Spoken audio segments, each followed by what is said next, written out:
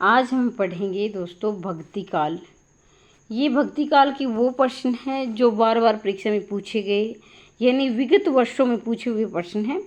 चाहे वो कोई भी परीक्षा हो, वो मैंने इकट्ठे किए हैं TGT, PGT, net, assistant professor तक।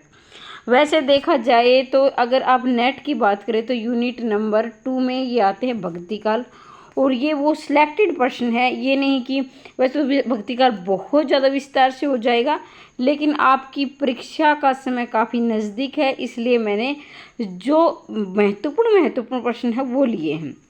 नमस्कार दोस्तों, स्वागत है आपका सक्सेस इन हिंदी एकेडमी। देखिए दोस्तों, आगे बढ़ने से पहले चैनल को सब्सक्राइब कर ले अगर आप पहली बार चैनल पर आए हैं, क्योंकि मैं प्रीवियस ईयर सारे करवाऊंगी। और यूजीसी नेट की बात करें तो वो मैं यूनिट वाइज प्रीवियस ईयर लेकर आ रही हूँ, जो आपकी परीक्षा के लिए बेहद महत्वपूर्ण है। बाकी एसपीएससी या असिस्टेंट प्रोफेसर की जो परीक्षा दे रहे हैं वो इस संकोच में ना रहें कि हमारा पैटर्न कब आएगा, हमारा सिलेबस कब आएगा, तब हम तैयारी करेंगे, क्या पढ़े क्या नहीं पढ़े। तो ये नेट का जो पाठ्यक्रम है, नेट का जो सिलेबस है, यही आपके लिए महत्वपूर्ण है। इसी से आप अच्छी प्रकार से तैयारी कर सकते हैं। ठीक है, तो मुझे लगता है कि आपको डाउट क्लियर हो गया होगा। आगे बढ़ते हैं। प्रश्न नंबर आज हमारा पहला है, और मैंने यूनिट 1 के प्रीवियस ईयर डाल दिए हैं। जिसने नहीं देखे हैं, 3 वीडियो मैंने भाषा से संबंधित डाले हैं, वो देख लेना इसे देखने के बाद। ठीक है। आचार्य रामचंद्र शुक्ल ने भक्ति काल आंदोलन के उदय कौन सा प्रमुख कारण इनमें से माना है।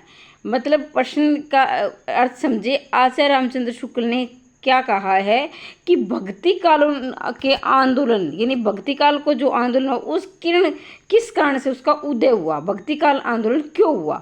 तो देखिए, ईसाई धर्म का प्रभाव, हिंदुओं की पराजित मनोवृत्ति, गीता की भक्ति योग, इनमें से कोई नहीं। 4 ऑप्शन आपके सामने हैं। इसमें आप देखेंगे इसका रहेगा आपका बी, हिंदुओं की पराजित मनोवृत्ति। तो थोड़ा सा हम विस्तार से पढ़ेंगे ताकि आपको लंबे समय तक याद रहे। अगर हम ध्यान दीजिए, हजारी प्रसाद द्विवेदी और आचार्य रामचंद्र शुक्ल की बात करें तो दोनों में मतभेद होगा।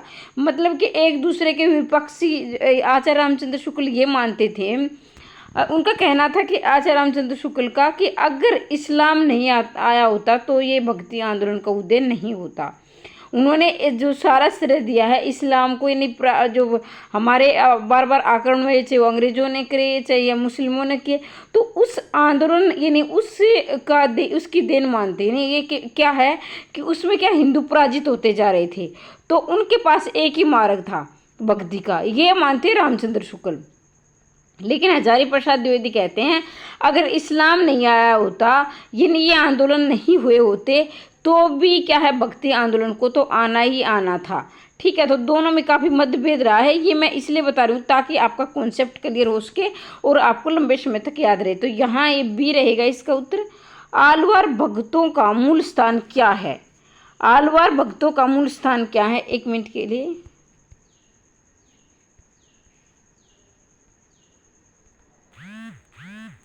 तो यहाँ प्रश्न में पूछा गया आलवार भक्तों का मूल स्थान कहाँ था। उत्तर भारत था, पूर्वोत्तर भारत था, दक्षिण भारत था, संपूर्ण भारत था। तो इसमें आपका उत्तर होगा दक्षिण भारत है।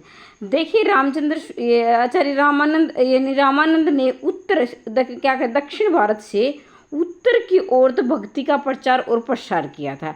ठीक है, अगर आपसे पूछा जाए आलवार भक्तों की कितनी संख्या थी, तो आप याद रखेंगे आलवार भक्तों की संख्या थी 12, यानी आलवार वार, इसको लास्ट से उठा लीजिए, आलवार 12 है। आलवार 12 2-3 बार बोलेंगे तो भी आपको याद हो जाएगा, और इसका रहेगा दक्षिण भारत। तो देखिए, मेरे उत्तर बताने से पहले आप निशान लगा लिया करें ताकि आपको अपनी तैयारी का मूल्यांकन हो सके, आगे कितनी तैयारी हो चुकी है।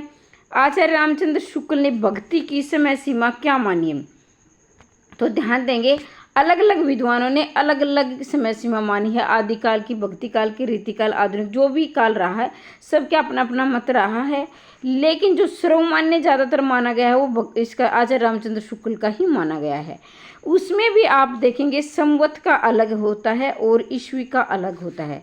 तो ध्यान देंगे, रोज़ रोज़ रटने की आवश्यकता नहीं है, एक फार्मूला बता दूंगी, लंबे समय तक याद रहेगा। तो इसका उत्तर पहले मैं बता देती हूँ, इसका आपका रहेगा बी, ये क्या है, इसमें आपकी भक्ति काल की समय सीमा यानी बी यानी बै, ठीक है। बी और बै का एक ही मतलब, कहीं आप कंफ्यूज हो जाए तो ये दूसरा है इसका।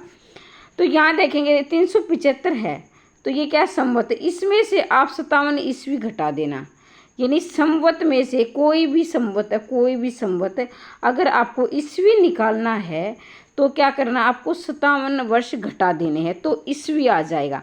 अगर ईस्वी दिया है और आपको संवत निकालना है तो उसमें जमा कर देना।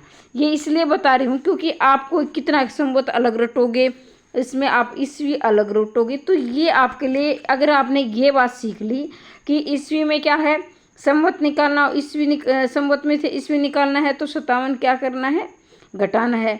और ईस्वी दिया है और संवत पूछा गया तो क्या है, संवत ये 57 जोड़ना है।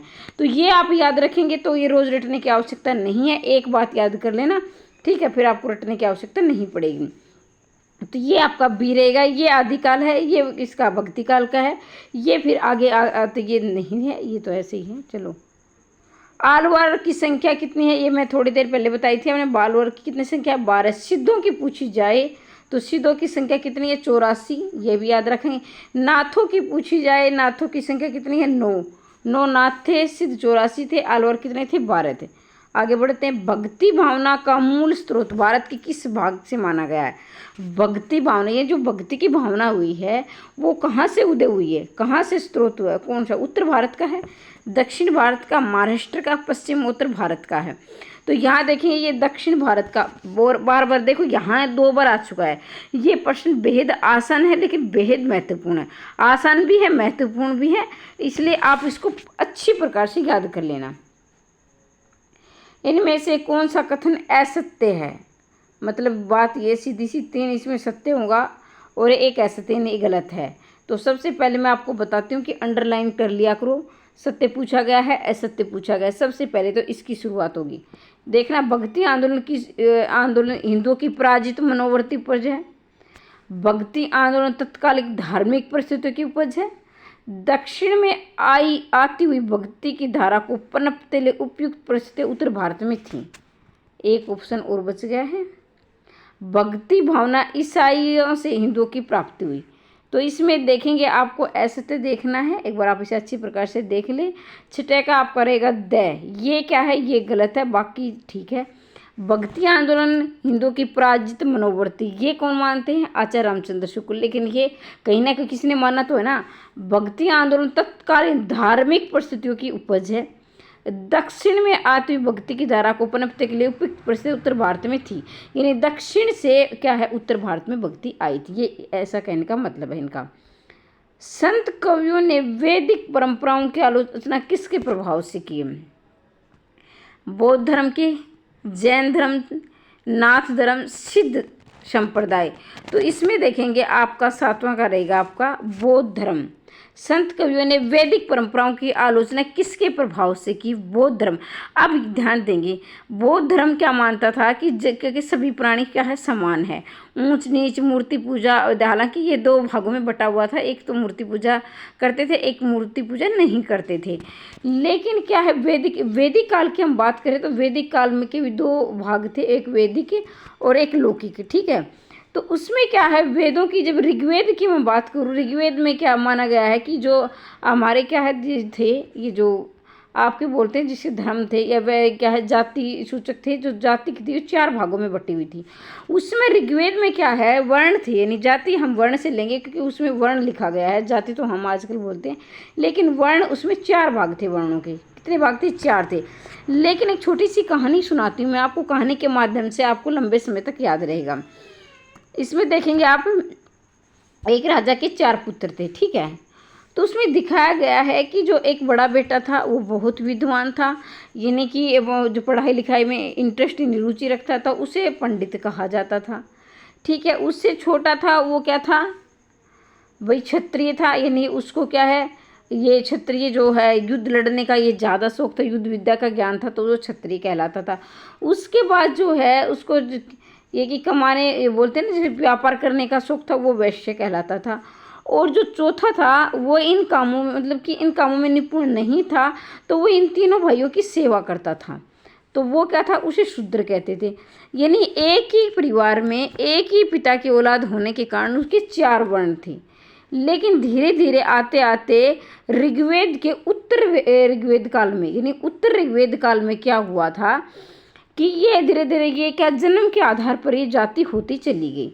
तो जन्म के आधार पर, हालांकि भगवान ने तो सबको एक बनाया है, लेकिन बाद में क्या है, ये उसमें उसकी क्या है, जन्म के आधार पर होती गई। शुरुआत में तो थी कि क्या थी, कर्म के आधार पर, लेकिन बाद में ये जाति उसके आधार पर होने लगी, जन्म के आधार पर। तो इसी का वैदिक परंपराओं की, जो वेदों में ये परंपरा बाद में उत्तर वैदिक काल में लिखी गई, तो इसमें बौद्ध धर्मों ने क्या है, उसका विरोध किया था। तो इसका मतलब यह है कि संत कवियों ने वैदिक परंपराओं की आलोचना किसके प्रभाव से की, तो बौद्ध धर्म की। बौद्ध धर्म के लोगों ने इसमें धार्मिक, यानी कि जन्म के आधार पर जो जाति बांटी गई थी, ये बौद्ध धर्म ने इनकी आलोचना की थी। तो इसका मतलब यही है, ठीक है। दिव्य प्रबंधम किसके पदों का संकलन है? दिव्य प्रबंधम किसके पदों का संकलन? आलवर का, शंकराचार्य, रामानंद, इसमें रामानुजाचार्य। तो इसमें आपका 8 का रहेगा आलवार भक्त। दिव्य प्रबंधम आलवार भक्त। और ये मानते हैं कि वेद, इसे दूसरा वेद भी कहा गया है, यानी इसको वेदों के समान माना गया, दिव्य प्रबंधों को वेदों के समान माना गया है, ठीक है। कबीर काव्य में कुंडलिनी योग के संबंध में किसके प्रभाव से गृहीत है? कबीर काव्य में उपलब्ध कुंडलिनी योग के शब्द किसके प्रभाव से गृहीत है? सिद्ध संप्रदाय, नाथ संप्रदाय, बौद्ध धर्म संप्रदाय, और इनमें से कोई नहीं। तो इसमें आपका 9 का उत्तर रहेगा ब।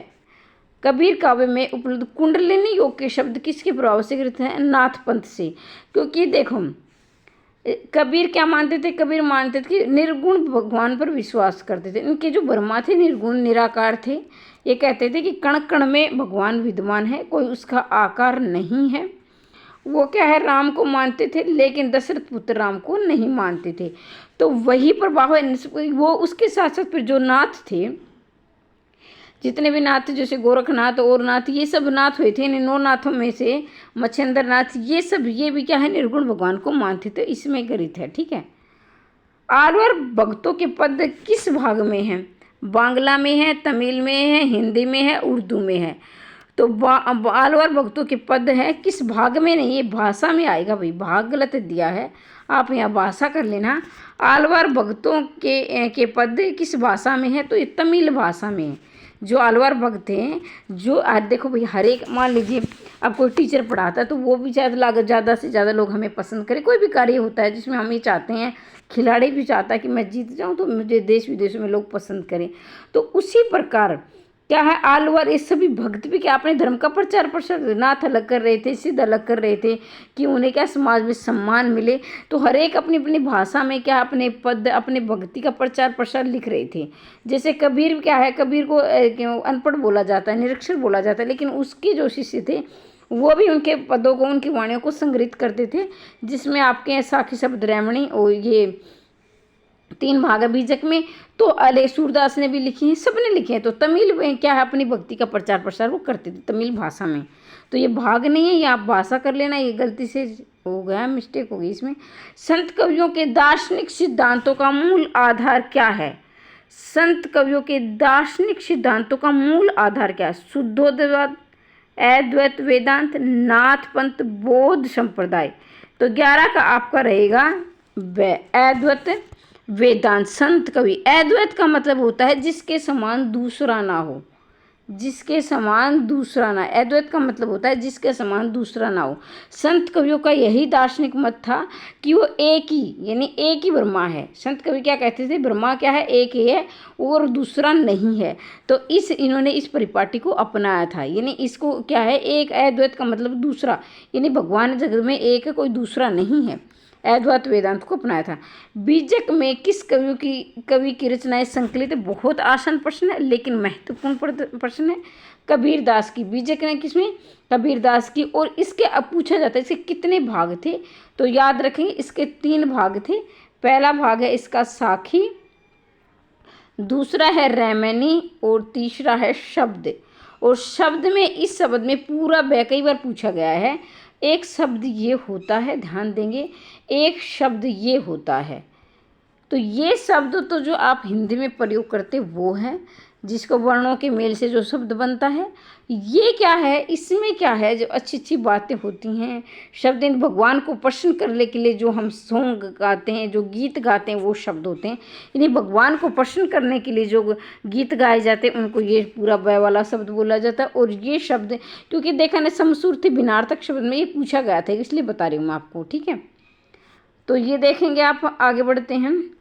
द्वैतवाद के प्रवर्तक आचार्य का क्या नाम है? रामानुजाचार्य है, निब्राक आचार्य है, वल्लभा आचार्य है। ये इसका रहेगा बी, यानी निब्राक आचार्य। और रामानुजाचार्य किसको मानते थे? जैसे को बोले श्री संप्रदाय, श्री संप्रदाय को रामानुजाचार्य मानते। तो याद रखेंगे, जैसे कई बच्चों को कन्फ्यूज हो जाता है। तो देखो श्री राम आप बोलते हो ना कई बार, श्री राम, जैसे आप बोलते हो श्री राम, ठीक है, 1 मिनट के लिए। हाँ, जैसे श्री राम, यही प्रश्न है 14। श्री संप्रदाय को बोलते हैं श्री राम, जैसे श्री राम। मध्वाचार्य को आप द्वैतवाद भी बोलते हैं। मध्वाचार्य के प्रवर्तक कौन थे? द्वैतवाद। मध्वाचार्य द्वैतवाद के प्रवर्तक थे, द्वैतवाद। रामानंद श्री राम, ठीक है। और निब्राकाचार्य द्वैतवाद। ये हो गया है। समाधि जोग ग्रंथ किस संत कवि की रचना है? समाधि जोग ग्रंथ किस संत कवि की रचना है? रैदास की है, हरिदास निरंजनी की है, मलुकदास की है, दादू की है। तो इसमें आपका उत्तर होगा ऑप्शन नंबर ब। जोग ग्रंथ किसका? हरिदास निरंजनी का है। समाधि जोग ग्रंथ किसका? हरिदास निरंजनी का है। राघवानंद जी किस प्रमुख व्यक्ति के गुरु थे? कबीर के थे, रामानंद के थे, सूरदास के, मध्वाचार्य के थे। तो गुरु शिष्य में आप देखें राघवानंद थे किसके? रामानंद के, यानी रामानंद के गुरु कौन थे? राघवानंद थे। अब क्या है, कबीर के गुरु कौन थे? कबीर के थे रामानंद। अब रामानंद के कितने शिष्य थे? 12 शिष्य थे रामानंद के, ठीक है। सूरदास के गुरु कौन थे? वल्लभाचार्य थे सूरदास के, वल्लभाचार्य सूरदास के। तो ये गुरु शिष्य की वीडियो आप देख लेना, मैंने बना रखी है। आप success in Hindi academy search करोगे गुरु शिष्य तो वीडियो आपके सामने आ जाएगी, ट्रिक के द्वारा मैंने करवा रखी है। तो कबीर के रहेंगे आपके रामानंद, रामानंद के रहेंगे राघवानंद, और सूरदास के रहेंगे वल्लभाचार्य। तो इसमें आपका उत्तर रहेगा ऑप्शन नंबर बी। आगे बढ़ते हैं। सिद्धांत पंचमात्रा ग्रंथ के रचयिता कौन थे? सिद्धांत पंचमात्रा ग्रंथ के रचयिता कौन है? रामानंद है, वल्लभाचार्य है, नंददास है, राघवानंद है। तो 17 का आपका उत्तर रहेगा ऑप्शन नंबर द, यानी राघवानंद। सिद्धांत पंचमात्रा किसकी रचना है? राघवानंद की है। आगे बढ़ते हैं। सुंदर ग्रंथावली का संकलन किसने किया? सुंदर ग्रंथावली का संकलन किसने किया? बाबू श्याम सुंदर दास ने, पीताम्बर दत्त बड़थवाल ने, पुरोहित हरिनारायण व्यास शर्मा ने, गोविंद रजनीश ने। तो 18 का आपका उत्तर रहेगा स, पुरोहित हरिनारायण व्यास ने। और पीताम्बर दत्त बड़थवाल ने की रचनाओं का संकलन किसने किया था? वो आप कमेंट में लिखेंगे, ठीक है, वो आप बताओगे कमेंट बॉक्स में। कबीर काव्य में उपलब्ध अहिंसा का तत्व किसे संप्रदान की देन है? कबीर काव्य में उपलब्ध, यानी कबीर ये कहते हैं कि अहिंसा, यानी हमें किसी जीव को सताना नहीं चाहिए, हिंसा का मार्ग नहीं अपनाना चाहिए, क्योंकि जिस भगवान ने जिसे बनाया है उसे लेने का अधिकार है। भाई कई क्या है, मांस खाते हैं या किसी भी चीज़ का तो मारते हैं अपने शौक के लिए, अपने स्वाद के लिए, तो ये सब गलत है। ये कबीर ने इसका पुरजोर विरोध किया था। लेकिन ये किस तत्व से उन्होंने लिया, किससे प्रेरित रहे? वैष्णव संप्रदाय से, बौद्ध संप्रदाय से, जैन संप्रदाय से, नाथ संप्रदाय से। तो इसका आपका रहेगा वैष्णव संप्रदाय से। कबीर क्या है, वैष्णव संप्रदाय से प्रभावित रहे हैं। और उन्होंने कहा है कि असत्य और अहिंसा, यानी गांधीवादी, देखा जाए तो गांधीवादी विचारधारा, तो लेकिन उस समय गांधी नहीं थे। कभी आप ये सोचो कि कबीर ने गांधीवादी, मैडम ने क्या बताया, क्योंकि उस समय गांधी का तो जन्म भी नहीं हुआ था, ठीक है। आगे बढ़ते। कबीर में उपलब्ध ज्ञान मार्ग की बातें आचार्य शुक्ल के अनुसार कहाँ से ली गई है? कबीर में उपलब्ध ज्ञान मार्ग की बातें आचार्य शुक्ल के अनुसार कहाँ से ली गई? हिंदू शास्त्रों से ली गई है, बौद्ध धर्म से ली गई है, सिद्धों की वाणियों से ली गई, नाथ पंथ से ली गई है। तो इसका आपका रहेगा हिंदू शास्त्रों से। देखिए प्रश्न आपको आसान लग रहे होंगे, लेकिन अगर आप मेरे बताने से पहले टिक करोगे तो आपको पता चल जाएगा कि आपको कितना याद है कितना नहीं है। लेकिन ये पूछे हुए प्रश्न है, ये नहीं कि मैंने अपनी तरफ से बनाए हैं, ये पूछे हुए प्रश्न है। ये कहा गया है कबीर में उपलब्ध ज्ञान की बातें आचार्य शुक्ल, यानी आचार्य शुक्ल कहते हैं जो ज्ञान की बातें करते थे ना कबीर, तो ये हिंदू शास्त्रों को पढ़ लिख कर, यानी कि आप कहोगे आप हिंदू वो पढ़े लिखे तो नहीं थे, लेकिन वो किसी से पढ़वाते, अपने शिष्यों से पढ़वाते हो या कुछ भी, चाहे उन्होंने क्या हिंदू शास्त्रों से अपना ज्ञान लिया था। कबीर काव्य में उपलब्ध, एक मिनट थोड़ा सा कबीर के बारे में बता देती हूँ। कबीर की भाषा को सद्दुकड़ी किसने कहा है? तो सद्दुकड़ी कहा है कबीर की भाषा को रामचंद्र शुक्ल ने कहा है। कबीर की भाषा कैसी सी? सद्दुकड़ी थी। हजारी प्रसाद द्विवेदी कहते हैं कबीर वाणी की क्या थे? डिक्टेटर थे, वाणी के डिक्टेटर थे। कौन कहते हैं? हजारी प्रसाद द्विवेदी। कई बार पूछा गया है कबीर को वाणी का डिक्टेटर किसने कहा? हजारी प्रसाद द्विवेदी ने। कबीर की भाषा को सद्दुकड़ी किसने कहा? रामचंद्र शुक्ल ने। कबीर की भाषा को पंचमेल खिचड़ी किसने कहा है? तो ये डॉक्टर श्याम सुंदर दास ने कहा। पंचमेल खिचड़ी किसने कहा? डॉक्टर श्याम सुंदर दास ने। तो तीनों ही प्रश्न काफ़ी महत्वपूर्ण है, इन्हें आप याद रखेंगे। कबीर काव्य में उपलब्ध प्रेम तत्व किसकी देन है? कबीर काव्य में प्रेम तत्व, भाई वो था हिंसा का था वैष्णव से, लेकिन उनमें क्या है? प्रेम तत्व किसकी देन है? वैष्णव की। सूफी संप्रदाय, नाथ संप्रदाय, रामावत। तो 21 का आपका उत्तर रहेगा ऑप्शन नंबर 6, यानी सूफी संप्रदाय। अब आप ध्यान देंगे, वे सूफियों में जो प्रेमाख्यान की जो शुरुआत की थी जायसी ने की थी। जायसी को प्रेमाख्यान काव्य की शुरुआत मानी जाती है। अलग अलग विद्वानों ने अलग अलग मानी है, लेकिन जायसी को ज़्यादातर माना जाता है। लेकिन अब यहाँ समझिए वो वाला प्रेम नहीं है जो कि किसी पति पत्नी या फिर ये वाला प्रेम नहीं है। प्रेम का मतलब है कि हर एक प्राणी से, हर एक जीव जंतु से हमें प्रेम करना चाहिए, हमें किसी को सताना नहीं चाहिए, किसी की हत्या से, कहते हैं ना अहिंसा का मार्ग अपनाओ, तो वो वाला प्रेम है। ठीक है, कण कण से प्रेम करो मतलब। तो ये किससे लिया? इन्होंने सूफी संप्रदाय से लिया है। आचार्य रामचंद्र शुक्ल ने निर्गुण मार्ग का निर्दिष्ट प्रवर्तक किसे माना है? यानी आचार्य रामचंद्र शुक्ल ने निर्गुण मार्ग का निर्दिष्ट प्रवर्तक किसे माना है? यानी आचार्य रामचंद्र शुक्ल कहते हैं कि जो निर्गुण मार्ग की जो शुरुआत की है किसने की है? ये आचार्य रामचंद्र शुक्ल के अनुसार है। ठीक है, तो 22 का रहेगा से कबीर। बहुत ही आसान प्रश्न है कि कबीर ने है, सबसे पहले कबीर ने निर्गुण मार्ग को अपनाया था। ये कौन कहते हैं? अब के रामचंद्र शुक्ल कहते हैं कबीर ने को निर्गुण मार्ग। ठीक है, ज्ञान समुद्र के रचनाकार का नाम बताइए। ज्ञान समुद्र, हरिदास, निरंजनी, गुरु नानक, सूरदास, माफ़ कीजिए सूरदास नहीं, ये सुंदरदास है, पिपा। तो थोड़ा सा मैं सुंदरदास के बारे में बता देती हूँ। सुंदरदास जितने भी ये नाथ संप्रदाय थे, यानी नाथ संप्रदाय के जितने भी नाथ थे उनमें सबसे ज़्यादा पढ़े लिखे थे। बहुत बार प्रश्न आया है कि सबसे ज़्यादा शिक्षित कौन थे, तो इसमें आपका सुंदरदास तो ऑप्शन में होंगे ही, क्योंकि सुंदरदास इसका उत्तर है। तो सुंदरदास सबसे ज़्यादा शिक्षित और पढ़े लिखे थे, और ये अपने नाम के अनुसार सुंदर भी थे, इसलिए इन्हें ज्ञान समुद्र या ये क्या है। लेकिन ये प्रश्न भी काफ़ी बार पूछा गया, मुझे याद आ गया कि ये श्रृंगार विरोधी थी। श्रृंगार के बहुत, श्रृंगार रस के बहुत विरोधी थे। जैसे नायिका भेद, नायक नायिका के बारे में लिखा गया है, तो सुंदरदास ने इनका पुरजोर विरोध किया था। तो ये क्या है? श्रृंगार रस के विरोधी थे। ऐसा प्रश्न आता है कि श्रृंगार के विरोधी कौन कवि थे? श्रृंगार कौन से नाथ संप्रदाय में ऐसे कौन थे, ऐसे लेखक कौन थे या कवि कौन थे जो श्रृंगार विरोधी थे? तो सुंदरदास थे। सबसे ज़्यादा शिक्षित भी कौन थे? सुंदरदास थे, और इसका उत्तर भी क्या है? सुंदरदास। ज्ञान समुद्र के रचनाकार का नाम क्या है? सुंदरदास है।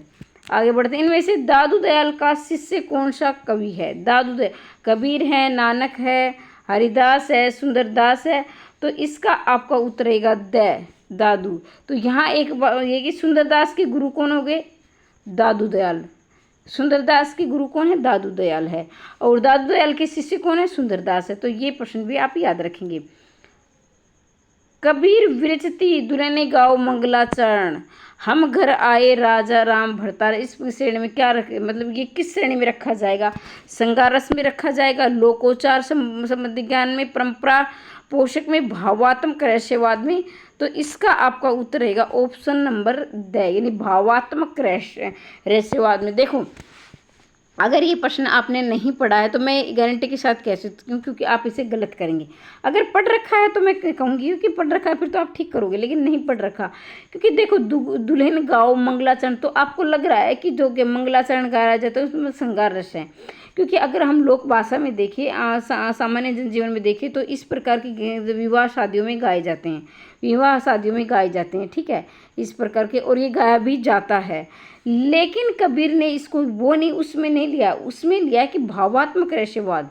उन्होंने मतलब भाव यानी भावुक होकर, कई बार हम कोई ऐसी गाने लगते हैं या कुछ भी गुनगुनाने लगते हैं, तो इसी प्रकार कबीर ने भावुक होकर क्या है, अपने ब्रह्मा को आमंत्रित किया है, अपने भगवान यानी अपने परमात्मा को बुलाया है, ठीक है। तो यहाँ दुल्हन गाओ भरतार से का मतलब यहाँ ब्रह्मा यानी परमात्मा से लिया गया है, आत्मा और परमात्मा के मिलन से लिया गया है। तो रहस्यवाद वो है कि जिसका रहस्य गूढ़ यानी कि जिसका अर्थ कुछ मतलब सामने शब्द कुछ और है लेकिन उसका अर्थ कुछ और निकल रहा हो, तो उसे रहस्यवाद कहा जाता है। आगे बढ़ते हैं। कबीर की समस्त रचनाओं का संपादन किस ग्रंथ में हुआ है? यानी कबीर की जितनी भी रचनाएं थे उसको एक जगह इकट्ठा किस में किया गया है? कबीर वाणी में किया गया है, साखी में किया गया है, शब्द में किया गया है, बीजक में किया गया है। तो ये आप सभी जानते हैं, बीजक में। इनकी वाणियों यानी इनकी रचनाओं का संग्रह लगा लीजिए, से इनकी वाणियों का संग्रह, यही उत्तर आएगा बीजक। अब बीजक के कितने भाग है मैं बता चुकी हूँ, 3 भाग है, जिसमें आपके साखी, शब्द और रैमैनी, और याद रख लेना रैमैनी, ठीक है। कई बार ये पूछा जाता है कि कबीर के मतलब उन्होंने अपने गद्दी पर या फिर अपना जो राज्याभिषेक करते हैं उसके बाद के अपनी मृत्यु के बाद जो संभालते हैं, पहले ही क्या किसको संभाला था जाता? तो धर्मदास। हालांकि इनके पुत्र थे लेकिन इन्हें अपने शिष्य को अपनी राजगद्दी दी थी, धर्मदास को, और धर्मदास ने ही इनकी बीजक यानी इनकी वाणियों का, इनकी रचनाओं का संग्रह किस में किया था? बीजक में किया, धर्मदास ने ही किया था।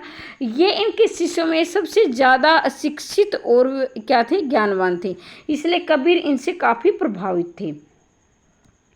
कबीर परिचय के लेखक, देखिए ये मैं बता दूं आगे बढ़ने से पहले, बिल्कुल ये ना सोचिए सिर्फ यूजीसी नेट की आपकी तैयारी हो रही है। आप किसी परीक्षा की तैयारी करें जिसमें हिंदी साहित्य पूछा जाता है तो सभी के लिए महत्वपूर्ण है। और ये एसपी से अगर असिस्टेंट प्रोफेसर की तैयारी आप कर रहे हैं, हरियाणा में निकलने वाली जल्दी भर्ती, तो उसके लिए तो ये रामबाण वीडियो है। मैं लगातार प्रीवियस ईयर आपके लिए लेकर आती रहूँगी, तो आप मेरे साथ जुड़े रहें। निःशुल्क तैयारी करना चाहते हैं और चैनल को शेयर कर दिया करो भाई, ज़्यादा से ज़्यादा सब्सक्राइब किया करो, ताकि मेरा भी मनोबल, क्योंकि आप ज़्यादा से ज़्यादा जुड़ोगे तो मुझे प्रोत्साहन मिलेगा और मैं आपके लिए अच्छा कंटेंट लेकर आती रहूँगी। तो देखिए कबीर परिचय के लेखक कौन है? अनंतदास है, रैदास है, धन्ना है, पीपा है। तो यहाँ आपका उतरेगा अनंतदास, कबीर परिचय के लेखक। यहाँ ध्यान देंगे, इस दोनों प्रश्नों पे आप कंफ्यूज हो सकते हैं। एक बार मैं आपको याद दिला देती हूँ। कबीर के अगर बीजक आए तो धर्मदास, किसने की थी? धर्मदास। लेकिन यहाँ दिया गया है कबीर परिचय, तो कबीर परिचय अलग है, ये धर्मदास ने माफ़ कीजिए अनंतदास ने लिखा है। यानी कबीर परिचय अनंतदास ने लिखा है, लेकिन क्या है, धर्मदास ने क्या किया है? धर्मदास ने अपने से नहीं लिखा, उनकी वाणियों को ही संग्रह किया है। धर्मदास ने जो कबीर ने बोला उनकी वाणियों का ही संग्रह, क्योंकि इनके शिष्य थे। लेकिन कबीर परिचय अनंतदास ने लिखा है, तो इन दोनों में कंफ्यूज नहीं होंगे आप। रजब ने दादू की रचनाओं का संपादन किस नाम से किया है? अरण्यवाणी से, सोहिला से, अंगवधु से, जप्पू जी से। तो यहाँ देखेंगे 28 का रहेगा आपका अंगवधु। रजब ने दादू की रचनाओं का संकलन किस नाम से किया है? अंगवधु नाम से किया है। आगे बढ़ते हैं। नामदेव जी की भक्ति किस प्रकार की है? सगुण निर्गुण, सगुण निर्गुण कोई नहीं। तो इसमें आपका रहेगा यानी नामदेव ने दोनों प्रकार की भक्ति की है, सगुण में भी और निर्गुण में भी, ठीक है। तो ये दोनों का मिश्रण आप याद रखेंगे। आगे बढ़ते हैं। 30वां प्रश्न आपकी स्क्रीन पर, हालांकि 30वां है लेकिन मैंने काफ़ी प्रश्न वैसे भी आपको बता दिए हैं। निर्गुण ब्रह्मा को किस कियो समाधु तभी चले कबीरा साधु। पंक्तियों के रचनाकार कौन है? तो दादू है, कबीर है, रैदास, धर्म। देखो भैया आपको वीडियो कैसी लगी कमेंट बॉक्स में ज़रूर आप रिस्पॉन्स दिया करें कि आपको ये अच्छा लगा, नहीं लगा, क्या सुधार की आवश्यकता है, वीडियो आपको और लंबी चाहिए या फिर ज़्यादा लंबी अब हो जाती छोटी चाहिए, कुछ तो कि अपना कमेंट बॉक्स में अवश्य उत्तर दिया करो, ठीक है। तो यहाँ आज के लिए मैं ये प्रश्न करवा देती हूँ। उसके बाद क्या है, हम अगर आप कहोगे तो मैं थोड़ी क्लास और भी बड़ी कर दूँगी, ठीक है। तो यहाँ रहेंगे आपका 30 का रहेगा, ए दादू निर्गुण ब्रह्मा को कियो संवादु तभी चले कबीरा साधु। तो ये पंक्तियाँ किसने बोली है, दादू ने बोली है, ठीक है। तो ये पंक्तियों की वीडियो मैं चाह रही हूँ कि आपको ट्रिक के द्वारा करवा दूँ। मोस्ट इंपॉर्टेंट यानी बहुत महत्वपूर्ण जो बार बार परीक्षा में पूछी गई है वो पंक्तियाँ। लेकिन आपका क्या राय है आप कमेंट बॉक्स में अवश्य लिखना। और मिलते हैं अगली वीडियो में। हमेशा हंसते रहिए, मुस्कुराते रहिए, दिन दोगुनी रात चौगुनी उनते करते रहिए। आज के लिए इतना ही। जय हिंद, जय भारत।